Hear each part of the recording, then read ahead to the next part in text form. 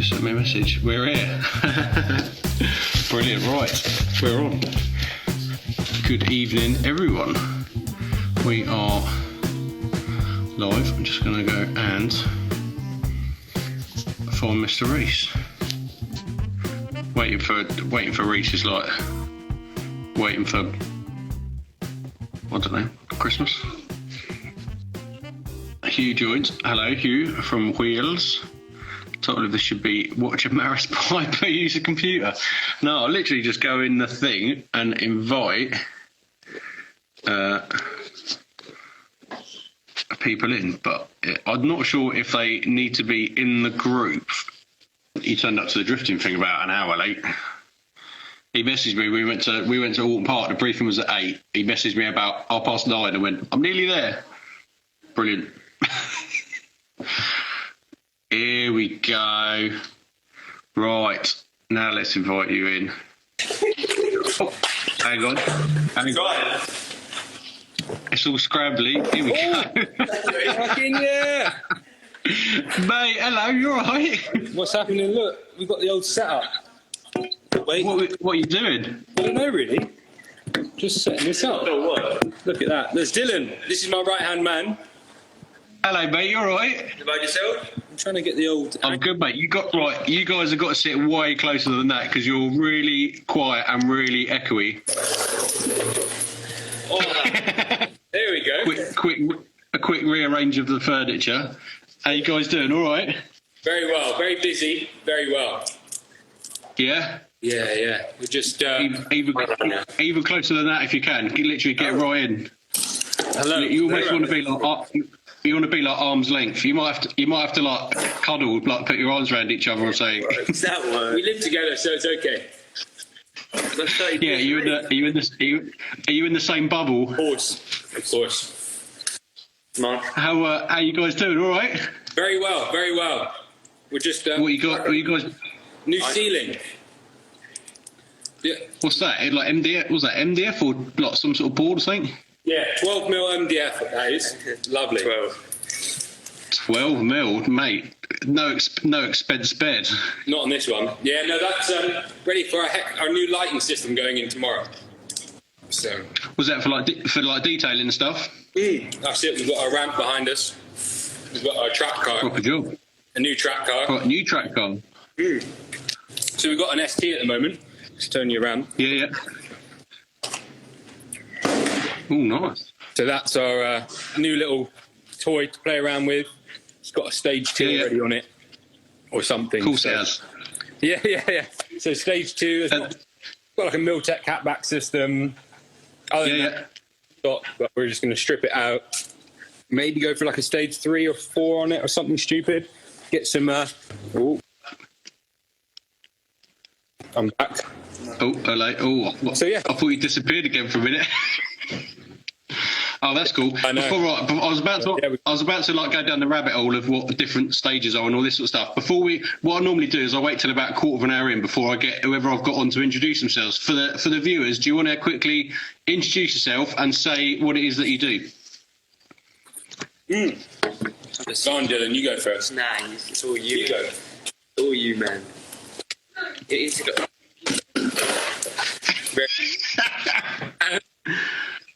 Yeah. Myself, I'm Rhys, the owner here at R44 Performance. This is Dylan. Dylan takes care of all our socials. He's actually leading customer service as well as socials at the moment, just because it's so hectic. So, yeah, so it's that. The rest of the team have gone home now. We're in our new warehouse. We've got warehouse on one side, workshop on one side, got waiting room and all that fun stuff. So, yeah, we... specialise in German cars pretty much, mostly. Do you want to come a bit closer? You got a bit further away again. You're really quiet when you're further away. That's better. Yeah, go on, keep going, sorry. So yeah, we specialise in German kind of manufacturers, especially BMW, but we're going into the kind of Audi scene and kind of going into VW as well. So yeah, that's in the coming months. We've got an RS3 as well, which is a demo car, which we do our development on as well. But busy really with the orders at the moment. So and the new M3 as well, which not yet with us, but it will be with us in a couple of days. So then we should be able to. Proper job.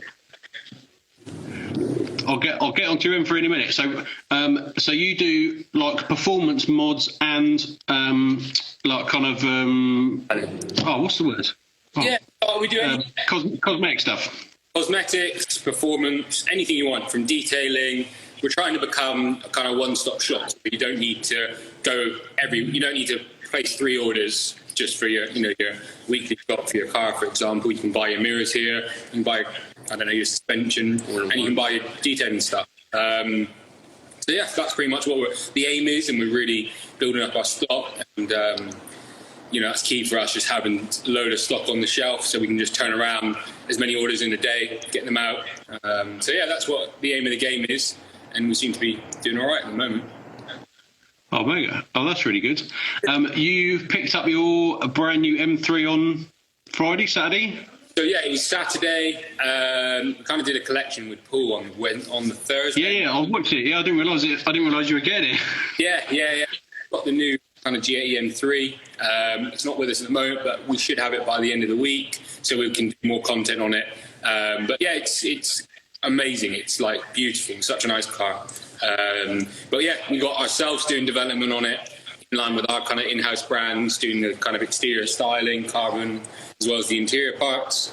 We've got Rhys kind of doing bits with us. We've got EBC, got Pipercross, got MSN. So there's quite a few little kind of brands that we're working with on the G80 build and the G82 stuff.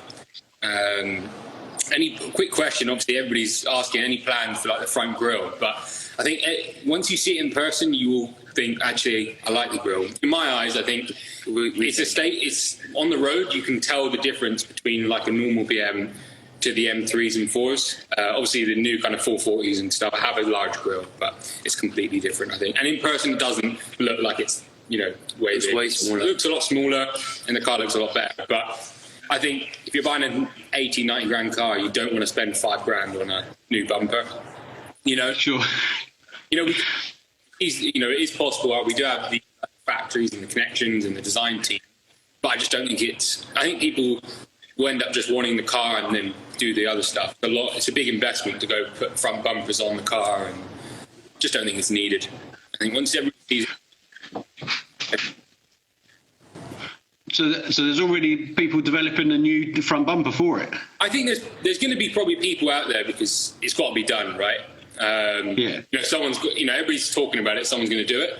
I just don't have time and effort in something that's more broad, that not, I think more people are just going to buy the car and do this stuff that they normally do. We could. Yeah, the danger is you spend loads of like R&D and development to like make this like totally different bumper, and then like a handful of people, by the time they've had the car for a bit, go, actually it's grown on me and I don't really want it now. That's it. I think it's a big market to do, especially with the Land Rovers and Range Rover Sport. Quite a popular thing. You buy the normal car and you put the bumpers on.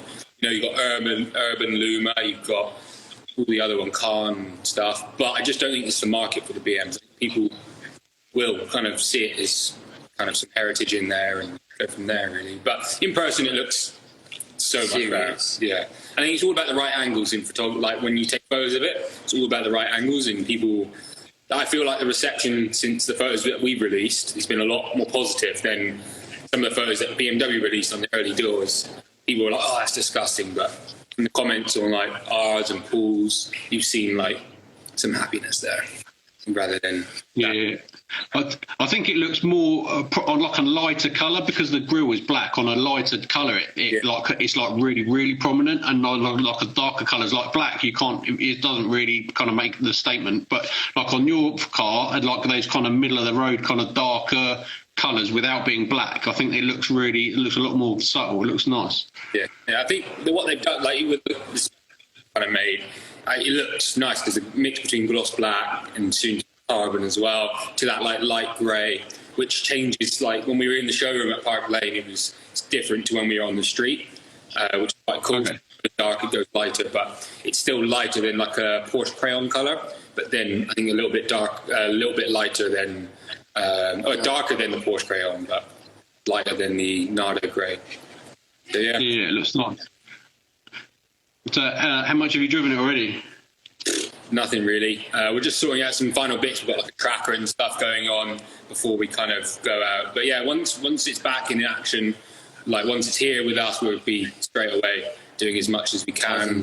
We've got like a load of collection of parts that we're got on the shelf ready to test fit and stuff like that.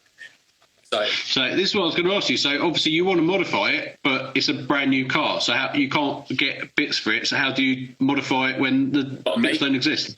You've got to make them. Like some cool things with Deutsche Tech, which I think is how you pronounce it, which is next Tuesday or something. We've got a catback system or OPF back, so that way we kind of maintain everything that people want, like the emissions, and keep BMW happy just in case there's any recalls.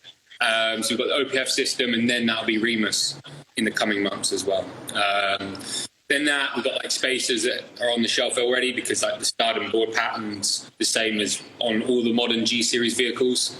And then all the other stuff will just be trying out. We'll be doing loads of stuff. Yeah, Chris. Oh mate, that looks so tight going up that thing, man. That was ridiculous. I know Paul was messaging me the night before and said, "Wait till you see it." And I said, "All right, I'll wait." But yeah, it was pretty scary. It was bad. Out, like stop, and I was like, "No, we've done it." And it's really in the car. It's hard as well because there's so much technology. You've got like cameras everywhere. It beeps like crazy, and you can't even concentrate. But yeah, we got it. The trouble is with a lot of modern sensors and stuff. They're beeping, but they're a little bit kind of cautious. You've actually still got like 6 inches before you're actually going to hit it. Where actually you need that extra space to get up that ramp, man. It looked tight. It's lethal. Yeah, it's scary, and then there's not much you can do. You can hang out one side, and like thankfully we had Paul looking in. But yeah, I'll make sure it's out. Collect it. How is Paul? How did you end up getting tied up with Paul? Do you put some bits on his car or something, or did you know him before that? I've kind of known Paul for a bit, and yeah, he had his M2, and we have quite a broad selection of parts for the M2. So thought, what way to build someone that we is quite out there. So yeah, we did a bit of it. We did a lot of the styling stuff, a lot of the interior stuff. So that was quite good. But me and Paul, we speak a lot about other things. So we're teaming up with him actually, because he maybe some different content rather than just a standard driven one. So he's going to have it on like a different angle, watching us in the development, come to this our workshop here, kind of see the car when it's on the ramp, getting scanned, and then going to the office and the boys. We've got 2 guys that are like quite good on CAD and stuff, so we can do all the design kind of in-house. So he can help influence kind of the styles, and yeah, I think it'd be quite good, as well as us broadcasting it, as well as Paul to his audience. It should be quite cool and add some more like depth to the business, rather than just people think we just buy it here and sell it straight away, whereas we do a lot of R&D ourselves. That we put a lot of time into testing products, that we have endless products that are stuck on a shelf there that we aren't happy with, and we just don't send out. So we've got some new products that are sat on the shelf, been photographed, ready for release. So cool. Oh mate, yeah, that's going to be good. Looking forward to that, because I think people will be interested to see kind of the development process of how I'm sure somebody else does that. Does Imran from Evolve do some development stuff? I'm not really sure. And like Evolve and like they've got some really cool things. I think because they've got such great experience, and kind of what they have in house is amazing. So yeah, it's really cool. Like I'm a lover for what they're doing, and seeing they document it all on YouTube, which is pretty cool. And we'll be doing the same. We've invested ourselves in like some camera gear and some time and stuff. Teaching people how to use the right software so we can get some good footage out there, and we'll be on track a lot as well. So we'll be doing like stock testing, and we'll go to EBC, get brake kits made, and then try that out. So people can see it from like a different angle, from a bit more like real living with the car, rather than like online like reviews from like the top people that have been given the car or something. So yeah. Yeah, that's going to be cool, man. Are you going to use the M3 on track much? Yeah. A lot, as much as we can, but I just want to be a bit cautious because I don't want it is an expensive car. I just don't want to Quite off. quite a heavy car. Yeah, I want to enjoy it as well as I felt like with the M2, just got worn out a little bit, obviously, which fair enough, but I don't want to do the same. We kind of had that relationship with the car, like a track car, and it just, rather than like a nice car you want to drive, you know, on a Sunday drive. So yeah, that's why we got the ST. So we have that. Yeah. You know, as a family here at R44 and the team, we want to go out on track days with the team and let them go out and drive drifting on the A46, man. That's the plan. Gotta get it full lock. But yeah, we want to be able to take the team here on track days, let them drive the cars. You know, a lot of them come from a motorsports background, especially our mechanic Mario, a motorsports background. So he's got the experience, wants to carry on rather than just being stuck in the workshop. So that's what the ST is, allowing us to go to more track days and push a bit harder and do some learning, really. But yeah, the ST G80 will be there. You're not gonna train them up as how you drive a track day, are you?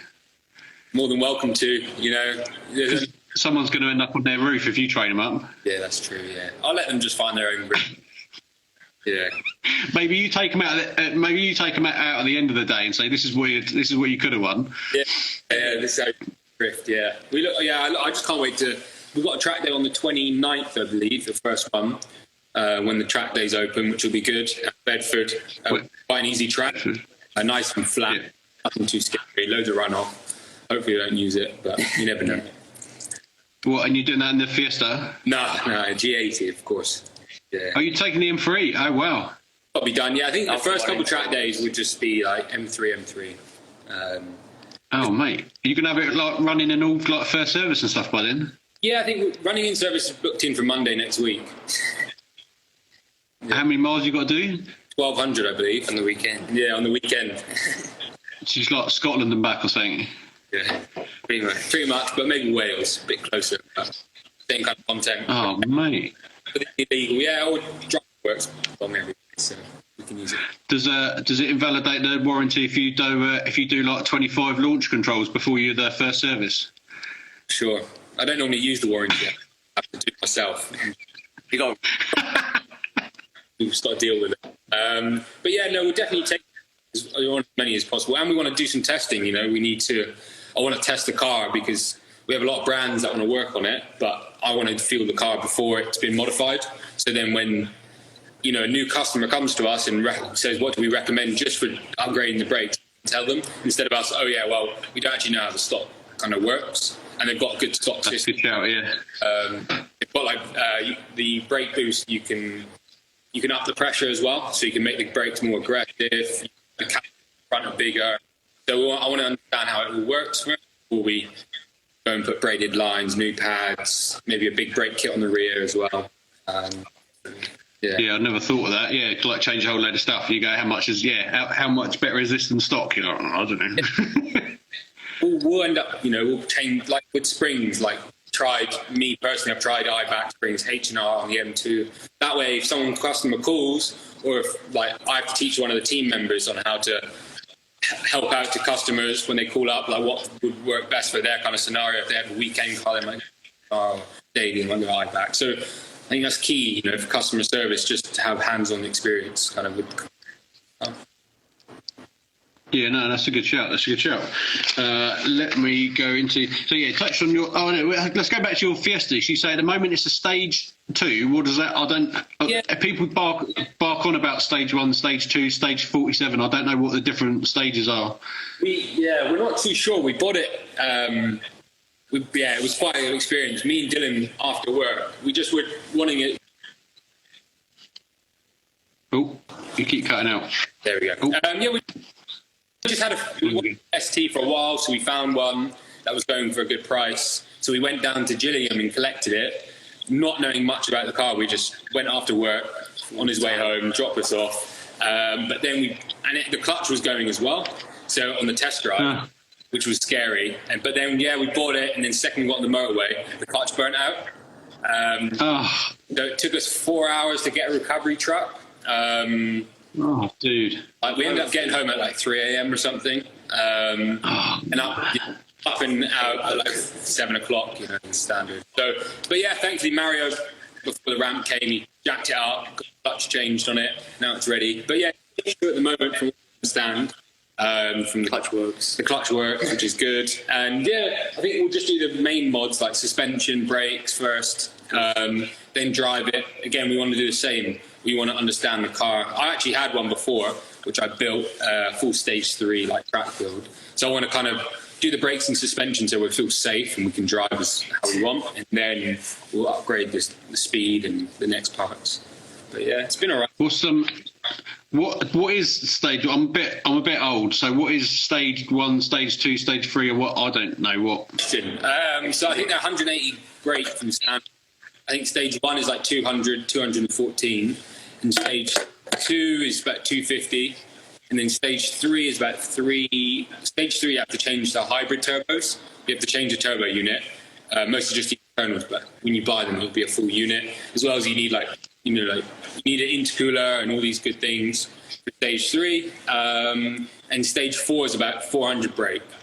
Stage 3 is about 350. So yeah, they're good. Like they're really lightweight car, and they get a lot of power. You know, yeah. Cylinder, 1.6 litre. So. So is this different stages just talking about power? So stages nothing to do with like suspensions or brakes or nothing like that? Yeah, people in, I guess in the speed world, they don't really think about the good stuff, engine and braking. They just want the power. They're just like, yeah, stage 4 it. Yeah. But yeah, no, stage 3 and 2 is about power really. Yeah. And which stage do you have to like change the exhaust or change the turbos or change the what? I don't know. Stage 1, you would normally do like you could probably just put a filter in the normal filter housing. And stage 1 on normally just like to the limit of like the engine on a stock form, and then stage 2 is like a small induction, small front-mounted intercooler and induction kit. Yeah, you can keep things cool as well as you can get the air in quicker, and then. And a downpipe, I guess. And then stage 3 is turbos. All the pipe work needs to be upgraded, like silicone joints and aluminium pipes. Because today we actually blew the boost pipe on it. Racing from racing from UPS to the unit to make it cool. We blew the boost pipe this morning, so we put it on the ramp and it was like blown open. I don't know what happened there. Oh, wow. I'll split it. Yeah. I don't know if it's my heavy foot. But... Oh, mate. Oh, bad times. What you touched briefly on your M2. I think the first time I met you was at you came to Landau in your M2. Yeah. I can't remember who you were. I can't remember who you were with, but you had. I remember seeing this bright purple M2, mega wheels on it, carbon bonnet, and I thought, oh hello, who's this boy? And then, but you were nice as pie, and I said, oh, is it right to come out? Yeah, mate, jump in. And oh my days, you were absolutely flipping flat out. I've never seen the car take so much abuse relentlessly all day. And I just couldn't believe it. Normally, everyone, I said this about 30 million times in my video, everyone else was doing like 4 or 5 hot laps, 2 slowdown laps, coming in, letting their car cool down for half an hour. You were doing like an off-power sort of half a lap slowdown, come in, grab somebody else and go straight back out again. How have you set up your car to take that much abuse, and what on earth did you have on it for brakes? Because they just seem to take a relentless pounding. Yeah, we'll get fluid and show you. We use like a high-quality brake fluid to start off with, so like with it kind of extreme kind of boiling points and stuff like that. So like a really good quality fluid, good brake lines as well, so you don't get the brake lines don't heat up and then they can expand and have issues with flow and stuff. And we had on that car like racing pads as well. So like high, kind of like the Ferrado DS11s, I think 1.11s, I think they were, which are like good, non-road legal brake pads. And then we had fully fitting discs, which were able to take the heat. And other than that, it's pretty much a standard car at the time. I think it's just a mixture of everything. I think just braking hard rather than like holding the brake for a long period of time, so you kind of don't generate more. It's quite a good thing, I guess. what I was told one day. But yeah, I suppose you like just hitting it harder rather than like, you know, like if you come into a corner, you just hold the brake, and the heat, more friction causes more heat, right? Rather than just quick one burst, back off. But yeah, I think the M2 is just a great platform. For like track days, it's perfect. And yeah, it's just well serviced, well maintained as such. We service it every couple of thousand miles. So yeah, that's kind of how it survived, really. I'm not too sure. It's still on the road today, so it's doing something. Yeah, that was my next question. Where's it gone? Because you took all the wrap and stuff off it, and do you take any mods and stuff off it, or did it go as it was? Yeah, so since when the first time we met, we had like a camber plate to give us some more grip, more turning, and then we had some brake. Then between the next time I do was at Cadwell Park, probably. Alton Park. Alton Park, which then had Olin's, Stage 2, a lot of new plugs. It was like the next step up, really. Kind of like understanding of the car. So that was, so there was a few more mods on it at the time. And then when I sold it, I took the Olin's off, mostly just the suspension off, just because I spent a lot of money on the Olin's and I just kind of wanted my money back. And then, so I put the Olin's, took the Olin's off, and then sold it as it was to a competition company. They removed the wrap and re-wrapped it in grey, and then they sold it for like £5 a ticket or something, £6 a ticket. Sold out. Oh wow! Really good for them, because it was actually Dylan. We were on their way. It was a funny story. We were on our way back from a dealer, and Dylan, I just said, should we try selling this car, because we had plans to buy new cars and stuff. And he just made a phone call. Next thing you know, the next day it was gone. As easy as that. So that was a shame. Oh wow! Still to this day I miss it. But we now. Yeah. Then it was won by someone. They took the cash alternative when they won it, so they got like 35 grand cash instead of the car. It then went to a dealership. We almost bought it back about 3 times. Like there was, it was so close to. It was very close because at the time it was a really good deal for me, because they wanted me to part exchange my RS3 for the M2 plus very minimal cash up as well. And for me, so I could have sold the car, made a load of money and bought it back. But I felt that the memories have gone. It's time to move on. Enjoy the RS3. We have the M3 coming. And then a guy bought it. He was communicating with us on Instagram about the car. And now he comes to us for servicing, repairs, and comes here weekly, really, just for the balance. But it's weekly. Yeah. Honestly. It looks amazing. It's actually a very similar colour to my M3. Very simple. Oh, okay. Wicked. It's Rhys that inspired me. Saw him abuse it on Rick's video. That fella at the end said it all. That was super, Gav. Tim Williams HD. Thank you, Tim. I'll take it he's got an M2 now as well because of you, Rhys. That's it, mate. Oh, hang on. My phone's getting a bit low, but we can... Oh, in fact... Can you hear me? What? Yeah? Yeah, you can. Do you need to plug it in? Swap to another phone. That's. We don't have much electric here. I'll give you a little tour in a minute, anyways. But M2s, mate, best cars. We'll definitely see another one. I think at R44. I think once things, Shout out to Defy Coding for disabling every sensor so we can be driven with no annoyance, because all the track days we always had issues with, because we deflate the tyres so much to allow them to heat back up. You get all the warnings and stuff. Okay. Yeah, and then it would always put the car into like restricted like comfort mode rather than Sport Plus, where you can remove like the traction control. So Define Coding's a wizard on the computer, so he coded it all out, removed all the sensors. So just me, myself. And I've seen him work his magic in a few videos. Yeah, he knows what he's doing for sure. Tim Williams. Was it Tim Williams? Did I say that right? He commented on the guy at the end said it all. Super Gav, you took Super Gav out for a passenger ride, and the first thing that you said when you got back was we should have had a GoPro on the inside. Why? What was he doing? It was just by far the best passenger lap I've ever It was like, I'll never forget it. But yeah, he was just hilarious because it was very hard to get him in the car, right? Everybody had a go over the course of the day. And he was like the last person, him and Joe. But yeah, then everybody forced him in it. And then it was me and Joe going round, Joe in the CS. And then, we obviously, with Joe, I think Joe was he in front of us, I believe. So I think so. I can't remember, but you were pretty well matched, I think. Yeah, so I think he was in front, and then we were like in the car, like amping each other on, like we've got to do it. So there was nothing stopping us. Yeah, I think it was worse because we were like chasing, so we were just in the car going shouting at each other. But yeah, it was a mixture of shouting at each other to try and speed up, and then him shouting to slow down, and me not like. Yeah.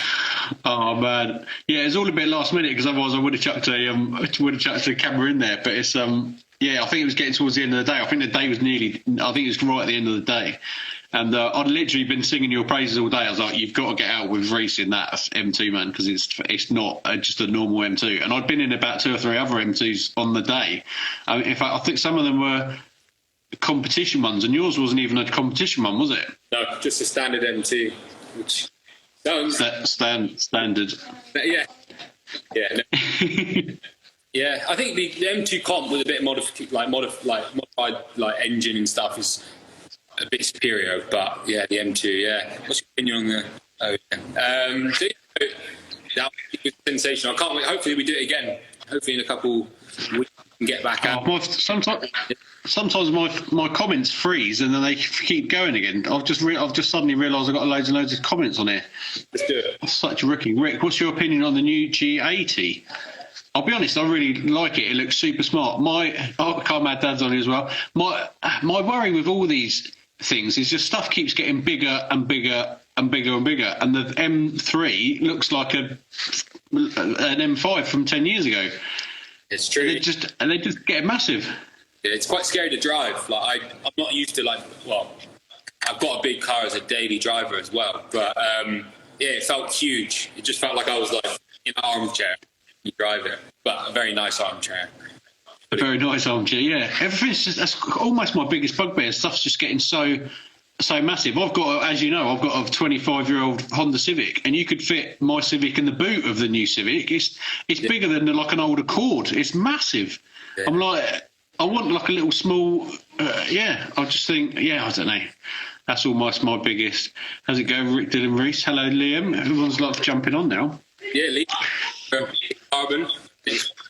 What tyres you run at Bedford? Well, the annoying petty hate actually is the G80 comes, customers' cars, I don't know, some customers were lucky, but most customers' cars came with Pirelli P0s fitted, which are a bit shit in my eyes, but we'll see.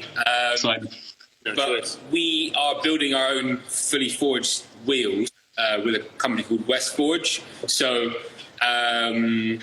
when they land in a couple of weeks' time, we'll go to Michelin PS4Ss, possibly Cup 2s. I think Cup 2 is a little bit more sexy, so might as well.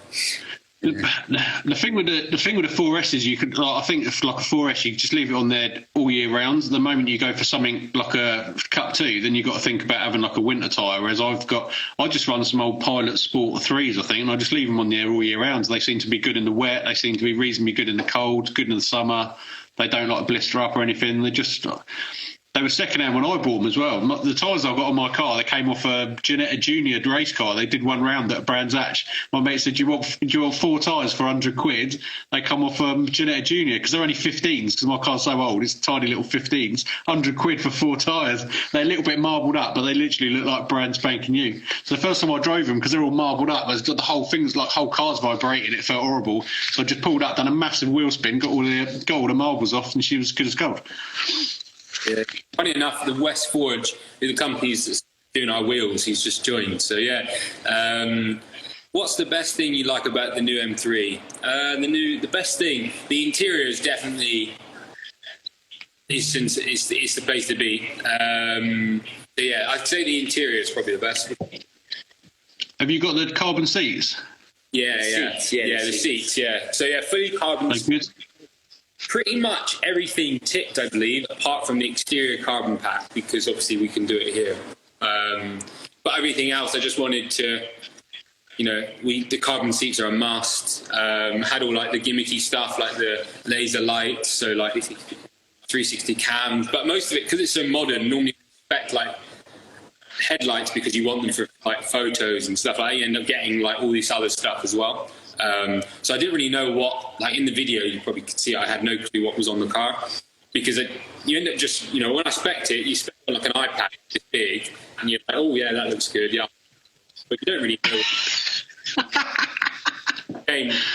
Not like, like the buying experience was okay, but it wasn't, great. I'd expect, like if you went to Porsche, I feel like you have a much better experience buying a very similar value car. They probably have the materials for your seats on show, or at least the colours like on a palette maybe, so you can actually see what they're like in real life rather than just on a tablet that's like almost black and white. This was in the dealership on the tablet? Yeah. So and this was like COVID time, it was between the lockdowns that I spec'd it, but they didn't have much to do like when you spec it. Normally I'd expect, like if you went to Lamborghini or something, they'd have all the leather options, on the wall. They'd have all the colour options, I think the same at like Ford. So it was a bit of a shame to be able to like, oh, do you want like the Silverstone interior, but you have no clue what it looks like. Unless you know, because we see cars every day in the workshop, like the spec. But that was a bit of a petty thing, but it is. We got Tim has said, are you taking it out of bone stock? Yeah, you got a few tracks. So your first couple of track days, you're doing it completely standard. Yeah, I think. Well, I think the calendar we've had so many phone calls about the car, but I think Bedford on the 29th will be full stock, and then the track day after, which we haven't booked yet, but I'm on it, will be like modified. We'll have it won't be bone stock at Bedford. It'll have a OPF back system, but the brake system will be stock and stuff like that, and suspension. I think the next track day will have probably upgraded race pads from EBC, including brake lines and fluid, as well as an MSS suspension kit. So we'll have like adjustable coil suspension, which would be quite cool. So they're actually doing development on the car, so we'll just get all the stuff really. MSS are developing it on your car? Yeah. Same with EBC, and hopefully we might have a Piper Cross intake system as well. Yeah.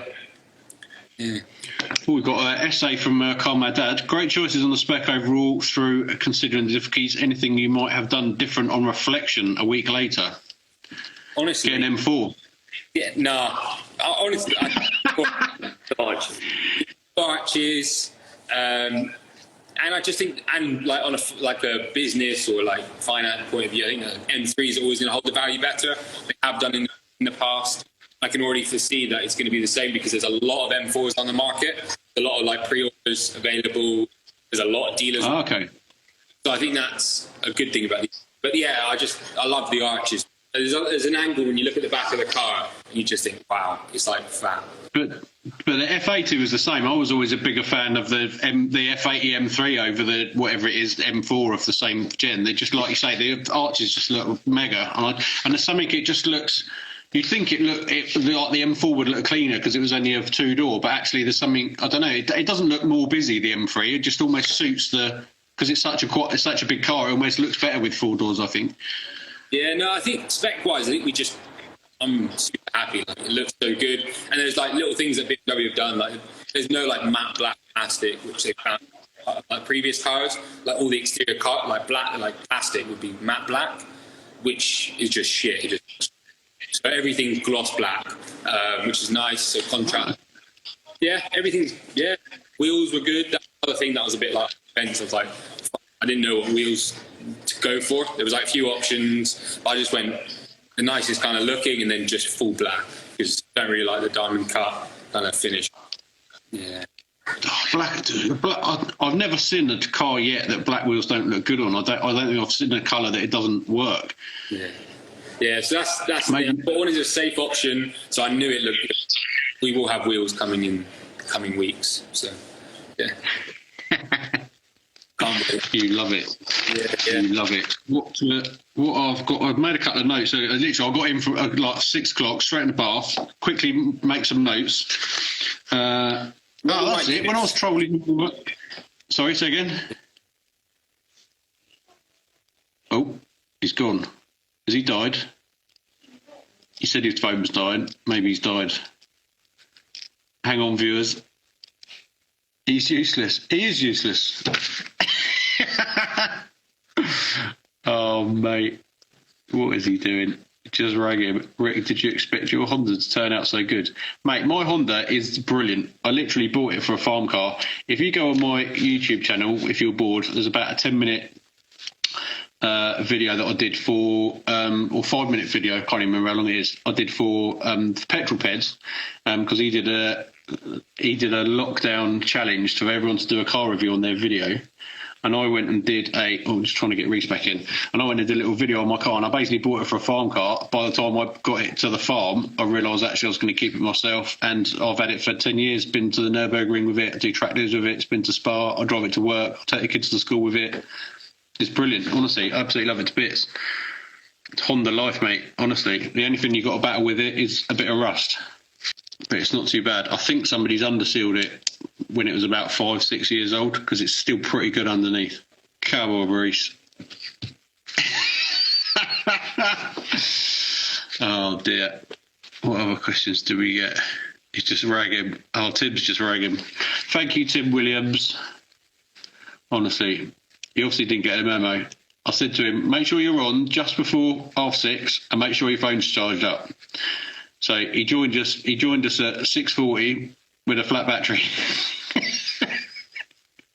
He's not able to join. Oh no. This could be a disaster. Well, I've got to 7:30, so I'm just going to keep inviting him in. And if you're really bored, stay with us, because I'm not going anywhere. Or ask me another question. I don't know. The moment I leave the office, he's useless. Honestly. What is he like? Have I heard you're doing drift training for us noobs? Sort of. I work at Goodwood. One of my jobs that I haven't done for the last year, because I haven't done many event jobs for the last year, is I work at Goodwood Motor Circuit on the skid pan. So I don't teach proper drifting. I got taught proper drifting the last couple of years with Learn to Drift and Straight Six Track Days, which is one of the best things ever. Again, go and have a look at my YouTube videos. There's a Learn to Drift video on there we did at Birmingham Wheels with Joe Achilles and a bunch of other guys, Carmad Dads, can't remember who else was out there, loads of people, and it was mega. Honestly, it's one of the best experiences that I've done, coming from a kind of a skid pan sort of background, but also knowing a bunch of guys that do pro drifting. So they're kind of doing 3rd, 4th gear, 100-mile-an-hour drifting, with like 700 horsepower. So the fact that we've got these little 200 horsepower Lexus IS 200s with a little hydro handbrake and we just all in 1st gear, I just felt like some sort of pro drifter. And it was mega. But I actually teach on the skid pan, have done for about 10-15 years, and teach people how to go sideways at kind of 10-15 miles an hour on a really slippery surface. But honestly, it's a genuinely good experience. Watch that video. You were better than Joe. You were driving like a man possessed. I don't know about man possessed. I had to make the video because me just laughing my head off and giggling like an absolute child inside the car. I just thought, hopefully somebody else is going to find this as amusing. When I watch it back, I'm just almost like, how have I put this out? But then I'm laughing at myself, so I'm like, I mean, that's all I do anyway, laugh at myself. But yeah, honestly, it was genuinely hilarious.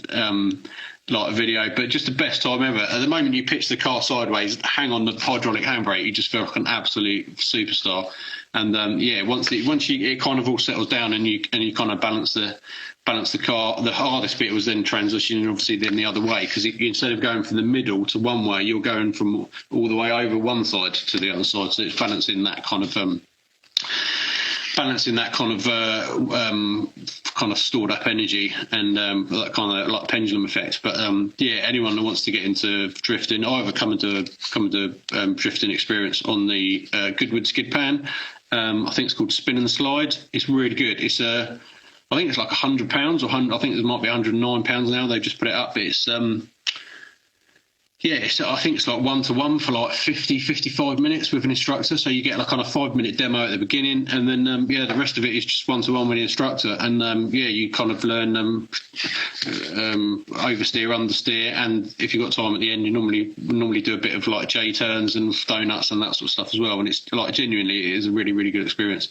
Here he is. He's sent me a request. Here he is.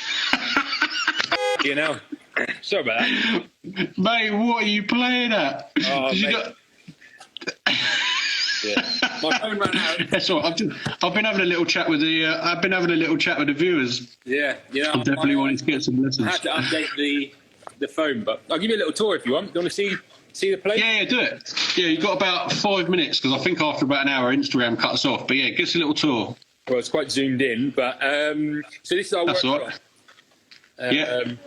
Yeah, Dylan left and I messed it up. So there's some last minute orders that we just packed out. Yeah. That's the dungeon. Is this a new workshop? Have you only just moved there? Yeah, we've just moved here recently into the full space here. That's a waiting room. So yeah, down here we've got like the ramp. So you've got the ST just being worked on at the moment. We've got like hex detailing lights going up through there. So we just put that in.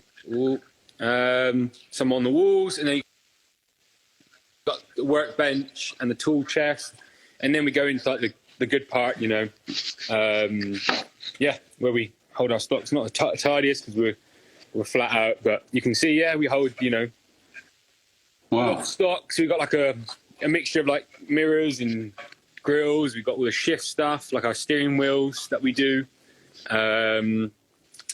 We've got under here, we've got like a little channel for all the performance stuff, which is pretty cool. Got all like the down pipes, exhaust pipes, brake systems, spacers, all of that. Collection of spoilers, splitters, Maxton, and then this is our new office. Which, Mate, look at you. yeah, well, it's all done by myself, pretty much. So yeah, it's just like, You're a bit of a dab hand of the old DIY, are you? yeah.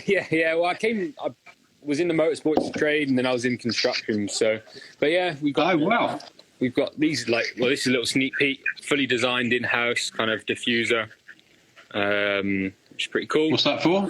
That's for a 2 Series. So yeah, and then that's it. So it's all go. It's just trying to get the time between training the team and doing other things.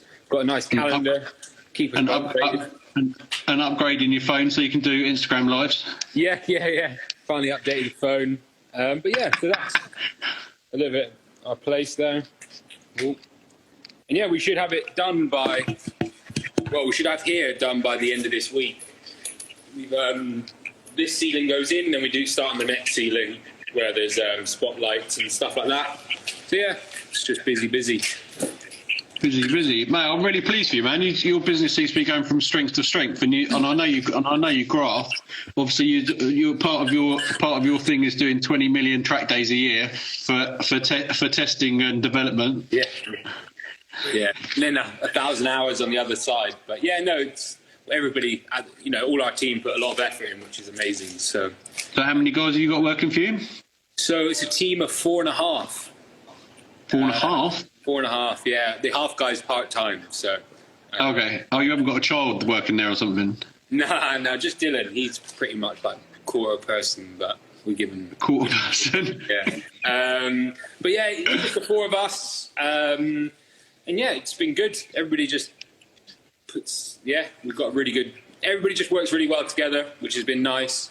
Yeah, that's the main thing, isn't it? We just, work on each other's development all the time and, help each other. Just say, if things are wrong, we just feed it back to each other, and it helps us just take things to the next level, which is fantastic. Like a little family. It is. Yeah, it's really becoming one, and, we're eager to just keep moving and hiring and stuff like that. But, key for us is making sure we're best at what we do, really, instead of just having people that just answer the phone and just go, yeah, I'll check for you, and then never really follow up. I want people to be... Oh, that's so annoying, yeah. So that's the aim, is all the boys are just, they're always eager just to keep putting in the effort, really, and just learning more and more, and yeah, that's all we can do. Oh, that's good, man. No, that's really good. That's good philosophy as well. Like you say, people just, there's so many people you ring up and you go, oh, let me get someone to, let me find the boss, and it's just frustrating because you're like. That's it. That's the thing. And we see it when, we're all in the office and, we'll call suppliers and put the phone on loudspeaker and we can all, we all, after the call, we're all like, well, look, boys, this is how we don't do business like this, right? And we just make sure that we're different, really. And that's kind of maybe what's helping us move forward, really. So, yeah, we're just learning as we go, really, and just improving. Oh, that's cool. That's cool. How's the M3, the new one? We talked about that earlier. Who's Bedford booked it? Who have you booked Bedford with? Is that with MSV? I think it's Javelin. I'm pretty sure. Javelin on the 30, on the 29th or something. Yeah, I have loads of credits because I had so many track days booked, and then we went into the second lockdown. So, winter kind of stuff. Yeah, I've never done Bedford. I think I've got Castle Combe that I booked, and then they postponed that. So I've still got Castle Combe to go and do because I've never done Castle Combe. My goal is to try and do every track in the UK or every main track in the UK, kind of like all the big. I think Silverstone, my little 160 horsepower Civic might struggle at Silverstone.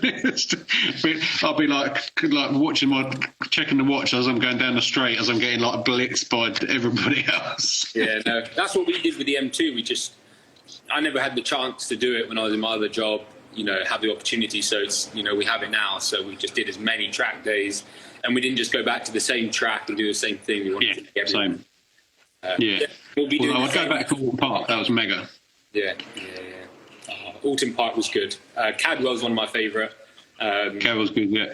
And the thing with those, they're good tracks and they're good value as well, whereas Silverstone's a good track, but it's quite expensive. Well, it's really expensive in my eyes. It's like have you done Silverstone? I've done it once on like a Ford show day. I think we've got like 20 minutes on the track, but that was minimal. Okay. But I was so close to booking one in April with I think Joe's going on one with that more elite track firm. I don't know what they're called. Want to race or something? Yeah, that's it. Yeah, so I was going to do that, but £400, and I was just like, look, I don't know what we're doing next. I didn't know if we were still in I know that there was. I thought it was more than that. I think it's five something. Yeah, it's like 300 to 500. Same with Brands Hatch GP as well, which is really expensive. But I'd love to do GP. That's a lot of money. Yeah, it's the same in Brands Hatch Evening, Tim. I'm all for it, but I just can't drive around in a circle much more than Brands Hatch Indy just doesn't do it for me. I don't know. I've done it as a passenger, and like you say, after about kind of quarter of an hour, I was a bit like, where's the rest of it? Yeah. You just go round and you push harder, but there's only so much you can, it's just right and then a left and right, and you're back around where you started. And I just think, in the bigger cars, it's great for an MX-5. Naturally, I was talking to my mechanic about it the other day, and he said, look, for naturally aspirated, it's great, but for turbo cars with loads of power, it's just a bit you want Brands Hatch. I mean, Cadwell, Alton Park, where there's cambers, Cadwell Park is amazing. Your cars are flying like this, and you just got to hold on and just it's like a little roller coaster. Yeah, Dylan's still watching. Yeah, Dylan's never thrown up in a car until he came out with me. So, and he's been. Has he thrown up? Yeah, made him sick. Well, he's not done it, but he's definitely had to take a few minutes out. I've had enough. Yeah, when we were at Alton Park, I was with another colleague, but Dylan, poor lad, he tries. What's next after Bedford? Bedford, I think at the moment I haven't booked anything, but I see that they're booking up, so I'll make some phone calls. But I'm up for anything, Cadwell, Alton Park, anything, any track days anybody finds, please send my way. I'll be there if possible. Yeah. Oh mate, no, I'd like to do Brands. I think just to kind of tick it off because it's such an iconic track and so many legends have been there. Obviously, F1 stuff used to be there, and just to go and drive around in circles there, just to maybe just an evening for because you can do an evening for £89 or something. It's ridiculous. Yeah, you can do good. Brands Hatch is good, but the GP is such an amazing track. I've never done it in person, but I've done it so much on the simulator. It's just got some really cool sections, long straights, some, you know, high-speed bends. So yeah, I'll definitely be doing Silverstone and Brands Hatch in the M3 as soon as I Dylan, can. when you're in the Dylan says when you're in the M2 for 30 laps after lunch, it's not ideal. Sorry, but I did it, so fine. I think it's just you. Yeah. To be fair, it's different when you're holding a steering wheel because it's not. You're a bit like unsure of where the track goes. Although I will say you're a pretty smooth driver. I've been out with some guys at a much slower speed, and I felt a lot more sick because they're not smooth. Yeah. I was with a guy once. Oh man. He'd go to turn. We'd go around the Nürburgring, so I'd done a whole lap of this at the Nürburgring, and I felt proper done. He got to the corner. He knew the track as well. He'd been to Nürburgring loads. He'd go to turn in, realised he'd kind of turned in either too early or too much. Now, instead of just relaxing the wheel a little bit, he'd literally straighten the wheel and then turn in again. So he'd effectively kind of do like a little Scandi on just it really unsettled the car. Thankfully, we were going relatively slowly, so we couldn't, I mean, not slowly, but I mean, not on the limit. So we weren't going to spin or unsettle the car that much, but it just literally every other corner, he'd turn in, straighten up, turn in again. And it was just horrible. It was, I got done the lap and I was like, thanks, brilliant. Yeah. I have a mate like that. He had we went to the Nürburgring, he had a Porsche Cayman GTS, like when it first came out, the current one, 718, and then the next time was like an R8, and he's just like, point and shoot, and he just like straight in the corner, turn, wah, and just takes off, and lets the car do everything. And I'm just there like, I don't know what's happening next, I don't want to crash in. But yeah, the Nürburgring's mate, I just can't wait to go.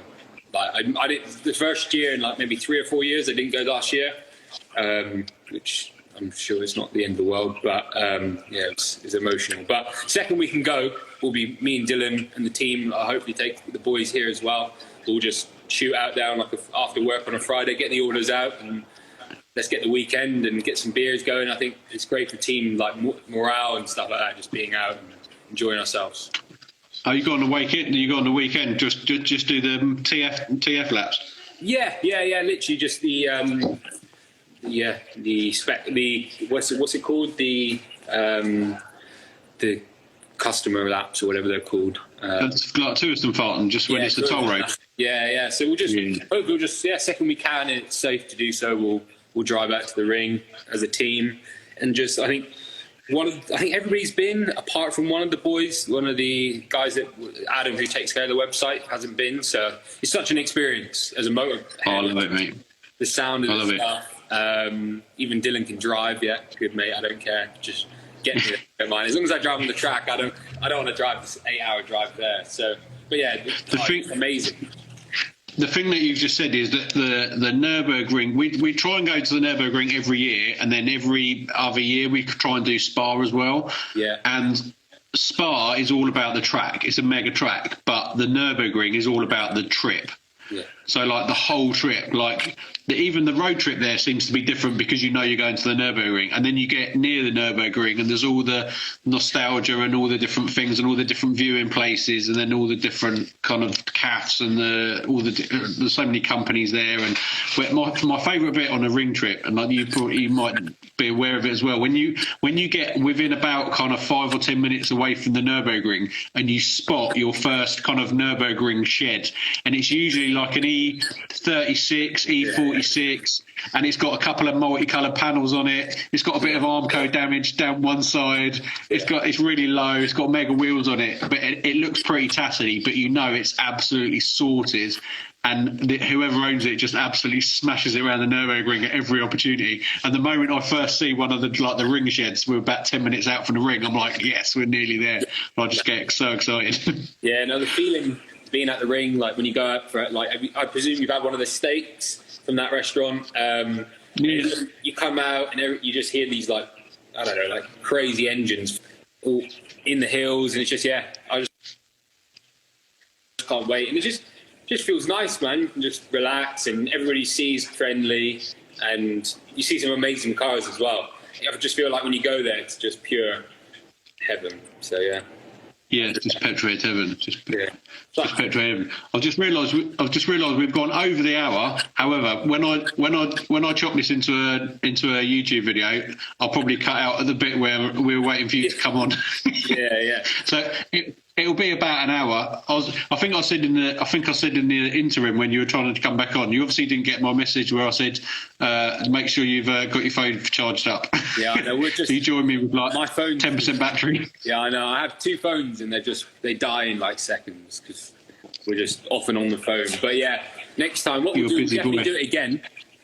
Hopefully maybe in a couple of weeks we can jump on again and maybe talk through the M3, what we've done so far. And it'll be, obviously the dungeon's a bit dark at the moment, but come, the end of this week, it will just be all lit and we can have all your pocket lights. Yeah, man. I'm getting you on. I'm up for getting you on again. Like you say, when you get the M3, when you get your lights and stuff sorted, we'll do a little walk around of your M3, maybe a little guided tour of your finished workshop. Yeah, 100%. We can have a look at some products, maybe look on computers and how we're doing development wise and stuff like that. So yeah, well, getting pretty in depth. Yeah, might as well show you. I don't mind, nothing to hide. Yeah. Oh, that's cool, man. No, that's really cool. Right, well, I'm going to shoot off because I'm going to go and get some tea because I've been flat out. I've been doing my patio all day because I've been that excited. My missus has only been badgering me since the first lockdown to finish the patio, so I've been laying slabs and mixing up concrete. So I've got those horrible lime, would you get on when you do cementing and stuff? If you've done a bit of fab work and stuff, not fab work, construction and stuff. You get what is the stuff you get on your hands? Is it like lime or something? Yeah. Well, we laid all this floor, and yeah, it's not the best. My hands are screwed as well. You get like concrete hands. Yeah. Oh, Tim's saying, love these spuds. Oh, brilliant. Thank you, Tim. Yeah, Tim. So basically, we're going to shoot off. If I press the right buttons in a minute, I'm going to save this on my IGTV, and then within the next couple of days, I'm going to convert it into a little YouTube video as well. Anyone watching, please go and follow Rhys for more updates on his M3 and his development bits he's going to be doing on that. Also, come and subscribe to me and subscribe to my YouTube channel if you haven't already. And I'll catch up with you soon, buddy. All the best. Take care of yourself, and we'll see you on the other side. Nice one. Cheers, buddy. Take care. See you in a bit, man.